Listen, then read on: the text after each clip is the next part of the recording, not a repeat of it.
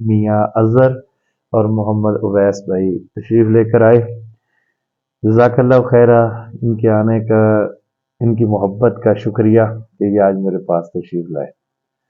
یہاں پر میں ایک بات سب کو کہنا چاہتا ہوں کہ جب محبت ہو جائے تو پھر راہیں خود بخود کھل جاتی ہیں اور بندہ وہاں پر پہنچ جاتا ہے.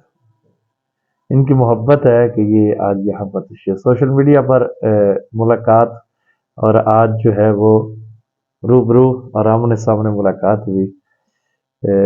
ان دونوں سے جو میں نے سیکھا ہے کچھ، وہ یہ ہے کہ اخلاص کسی چیز میں بھی ہو تو وہ اس سے محبت بڑھتی ہے اور وہ کم نہیں ہوتی. ان کا خلوص، ان کی محبت سے ان کو میں نے فل ٹائم دیا، اور ان کی محبت ہے، پیار قاری ہے. صاحب سارا دن قاری صاحب کے ساتھ ماشاءاللہ بہت اچھا گزرا.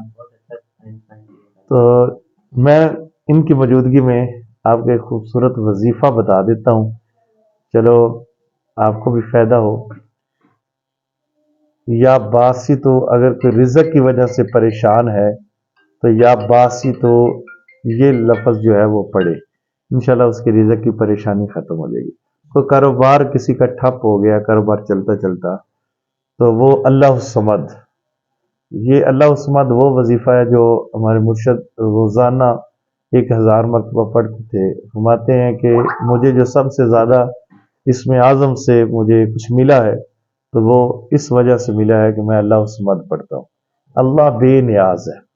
جب اللہ کو ہم بے نیاز سمجھتے ہیں تو اللہ ہمیں بھی بے نیاز کر دیتا ہے. اور بے نیازی ایسی چیز ہے جو بندے کو کسی کا محتاج نہیں کرتی. اور ہمیشہ ایک دعا کیا کرے کہ اللہ آپ کو کسی کا محتاج نہ کرے. تو میں جاتے جاتے اشفاق احمد کی ایک بات سناتا ہوں. زاویہ جب تبدیل ہوتا ہے تو اس میں بندے کا زاویہ کیسے تبدیل ہوتا ہے. تو میاں اظہر صاحب آپ کی موجودگی میں یہ بات، اشفاق صاحب ایک سفر کر رہے تھے، ان کی کتاب ہے زاویہ، بہت بڑی لکھی، بہت پڑھی جاتی ہے پاکستان کے اندر، باہر کے ملکوں کے اندر.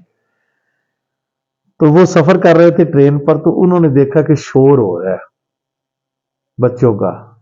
انہوں نے کہا یار یہ بچوں کو نا چپ کرائیں، ہم نے آرام کرنا. ایک مرتبہ کا، 2 مرتبہ کا، وہ چپ نہ ہوئے.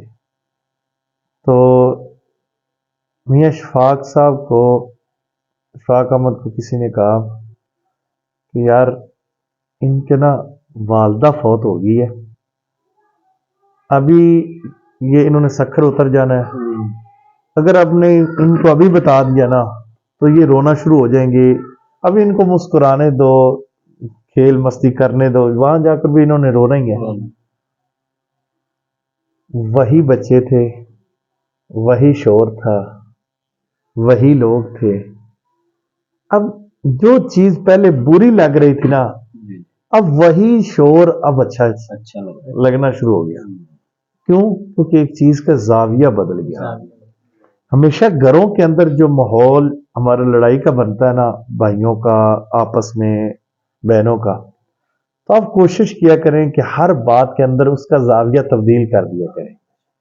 جب وہ لڑائی کا ایشو بنے تو آپ کوئی بات ایسی کر دیں کہ وہ لڑائی ختم ہو جائے اور وہ دوسرے بارے میں سوچنا شروع کر دیں.